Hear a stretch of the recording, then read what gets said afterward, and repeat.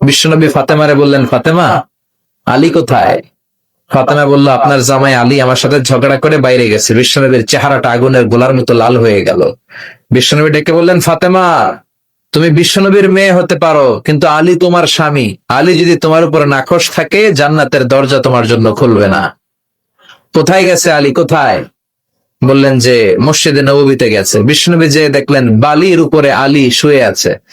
বিশ্বনবী মজা করে ডাক দিলেন, ইয়া আবা তোরাব। তোরাব অর্থ বালি, তোরাব মানে কি?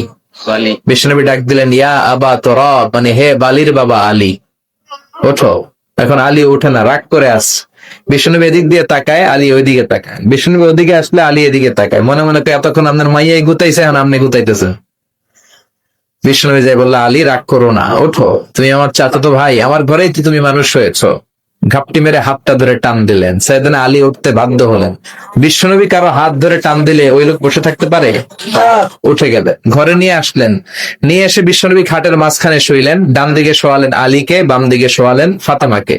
এবার মেয়ের জামাইকে আর মেয়েকে বুঝাতে লাগলেন, নসিহত করতে লাগলেন, গল্প শোনাতে লাগলেন। কি রোমান্টিক শ্বশুর! এরকম রোমান্টিক শ্বশুর পৃথিবীতে দ্বিতীয়টা খুঁজে পাওয়া যাবে? সুবহানাল্লাহ পড়েন। বিশ্বনবীর কাজই ছিল ঝগড়া লাগলে এরকম মিলায়া দেওয়া। কি করা? মিলায়া দিবেন।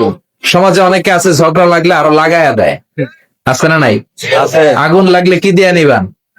পানি ডালতে হয়, অনেকে তেল ডালি। কি ডালো? তো আগুন আরো জ্বলে ওঠে।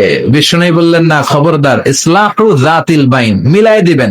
স্বামী স্ত্রীর ঝগড়া মিলায় দেন, ভাইয়ে ভাই কোপাকুপি মিলায় দেন, এলাকায় এলাকায় গ্রামে গ্রামে মারামারি না লাগাইয়া মিলায় দেন। জান্নাতে আপনার ঘরটারে বড় করে দিবে কে? আল্লাহ।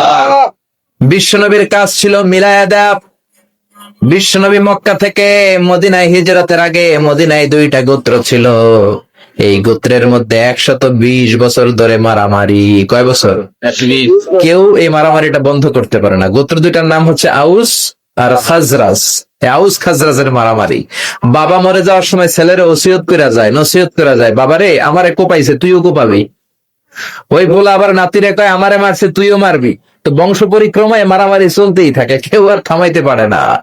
বিশ্বনবী মক্কা থেকে মদিনায় হিজরত করতে এসে মদিনায় বাসাবাড়ি করে 7 দিনের মাথায় 120 বছরের মারামারি থামাই দিলেন। কি নবী ছিল! মিলায় দিতেন।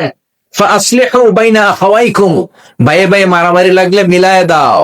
স্বামী স্ত্রীর ঝগড়া হলে মিলায়ে দিবেন। এজন্য মায়েরা, বোনেরা, বিশ্বনবী বলেছেন, তাকফুরনাল আশিরা, মেয়েদের সবচেয়ে বড় একটা সমস্যা হচ্ছে স্বামীর নাশুকরি করে। স্বামী দিতে পারলে ভালো, দিতে না পারলে তুমি আমার জীবনে কিচ্ছু দাও নাই। এরকম আছে না নাই? স্বামী আর স্ত্রী বানায় যেজন মিস্ত্রি, সে বড় আজব কারিগর। ঠিক কিনা? এজন্য এই সম্পর্কটা সাইয়েদনা আদম আর হাওয়া থেকে শুরু হয়েছে। কিয়ামত পর্যন্ত স্বামী আর স্ত্রীর এই সম্পর্কের মাধ্যমে গোটা বিশ্বটারে জারি রেখে দিয়েছে কে?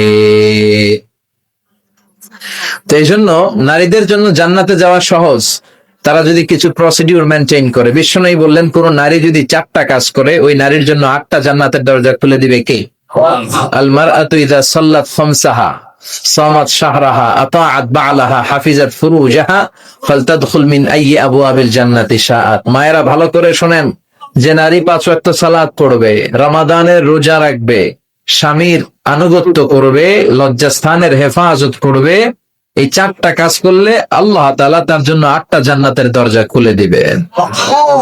এই জন্য বিশ্বনবীও কালেকশন করতেন। তো বিশ্বনবী বললেন, মহিলারা বেশি বেশি দান করো। এই কথা শোনার পরে মহিলারা দান করা শুরু করলো। কেউ নাকের ফুল, কেউ কানের দুল, কেউ হাতের বালা, কেউ পায়ের নূপুর, কেউ গলার চেইন বিশ্বনবীর হাতে জিহাদের জন্য দান করতে শুরু করলেন। বিশ্বনবীর হাত কয়টা? একটা বলো। 2টা। তো 2 হাতে বিশ্বনবী আর কয়টা নেবেন? আর নিতে পারে না। বেলাল বললেন, বেলাল তোমার চাদরটা নিয়ে আস। বেলাল এরকম চাদর নিয়ে ধরলেন। বিশ্বনবী কালেকশনের ওয়াজ শুরু করলেন, আর বেলাল কালেকশনের সব জিনিসপত্র গুছাতে লাগলো। কারণ সুবহানাল্লাহ। এজন্য কালেকশন করাটাও সুন্নাত, তবে ওটা একটা লিমিটেশনের মধ্যে, একটা সৌন্দর্যের মধ্য দিয়ে। কিছু কিছু মাদ্রাসার ছেলে মেয়েদেরকে চাল ওঠানোর জন্য বাড়ি বাড়ি পাঠায়, আছে না নাই? এদের ছোটবেলা থেকে মানসিকতা গুলো নষ্ট করে দেওয়া হয়। কেমন করে অন্যের কাছে হাত পাতবে এটা শিখানো হয়। ইসলাম বলে আল ইয়াদুল উলিয়া খায়রুম মিনাল ইয়াদিস সুফলা, উপরের হাত নিচের হাতের চেয়ে উত্তম। যে দেয় আর যে নেয় তাদের মধ্যে সেরা যে দেয়। চিল্লায় কোন ঠিক কিনা? আবার ইসলাম বলে দেওয়ার সময়ও ভারসাম্য করে দিবা। দেওয়ার সময় কিপটামি করা যাবে না, আবার ঘরে যা আছে সবও দিয়ে দেওয়া যাবে না, ঠিকই না? বিশ্বনবীর গায়ে একবার একটা জুব্বা, কয়টা? এক ভিক্ষুক এসে বলে, নবী আমার জুব্বা নাই, আমার জুব্বা দেন। দয়ার নবী, মায়ের নবী নিজের জুব্বাটা খুলে দিয়ে ওই ভিক্ষুকের হাতে তুলে দিলেন। এখন নবীর গায়ে কোনো জুব্বা নাই। বিশ্বনবী এখন ঘর থেকে বেরোতে পারে না, সাহাবারা এসে ঘরে নক করে, বিশ্বনবী বেরোতে পারে না। আল্লাহ আয়াত নাযিল করলেন, ওয়াল্লাযীনা ইযা আনফাকু লাম ইউসরিফু ওয়া লাম ইয়াকতুরু ওয়া কানা বাইনা যালিকা কাওয়ামা। মুমিন বান্দাদের গুণাবলী, যখন দান করে কিপটামি করবে না, আবার অপচয়ও করবে না। এই আয়াত দিয়ে আল্লাহ বুঝাতে চাইলেন, নবীরে ধমক দিলেন, ও নবী, দুইটা জামা থাকলে একটা দিতেন, তিনটা থাকলে একটা দিতেন, একটা যখন ছিল এটা দিলেন কেন? এখন নিজে করবেন কি? সুবহানাল্লাহ করবেন না? ইসলাম তো ব্যালেন্সড রে ভাই, ইসলাম ভারসাম্যপূর্ণ। ইসলামের সব বিধানগুলো আপনার সাথে স্যুট করবে, ম্যাচ করবে, এটা জীবন ঘনিষ্ঠ। ইসলামে এমন কোন বিধান দেয়া হয় নাই যেটা আপনার খারাপ লাগবে। অন্যান্য সব ধর্মের প্রতি শ্রদ্ধা রেখেই বলি, আমার ইসলাম যে আহকাম আমাদেরকে দিয়েছে, এরকম বিধান কোন ধর্মের ভেতরে নাই। চিল্লা এখন ঠিক কিনা? হিন্দু ভাইদের প্রতি আমি শ্রদ্ধা রাখি, কারণ অনেক হিন্দু আমার মাহফিলে এসে কথা শুনে। হিন্দু ধর্মের একটা নিয়ম ছিল সতীদাহ প্রথা। স্বামী মারা গেলে ওয়াইফকেও স্বামীর সাথে বেঁধে আগুন দিয়ে জ্বালায় দাও, ছিল না নিয়মটা? রাজা রামমোহন রায় এসে এটা উঠায় দিল। হিন্দু ধর্মে এখনো একটা নিয়ম আছে, পাক্কা হিন্দু হইতে হলে আপনাকে গোমূত্র পান করতে হবে, মানে গরুর পেশাব। লা ইলাহা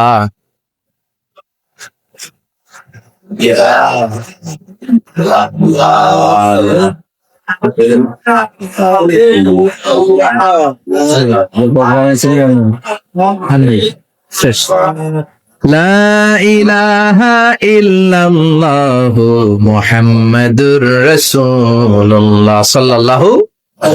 হিন্দু ধর্মের একটা নিয়ম আছে, গরুর পেশাব খাওয়া লাগে, গরুর পেশাব খেতে হয়। আমরা কি পেশাব খামো গরুর?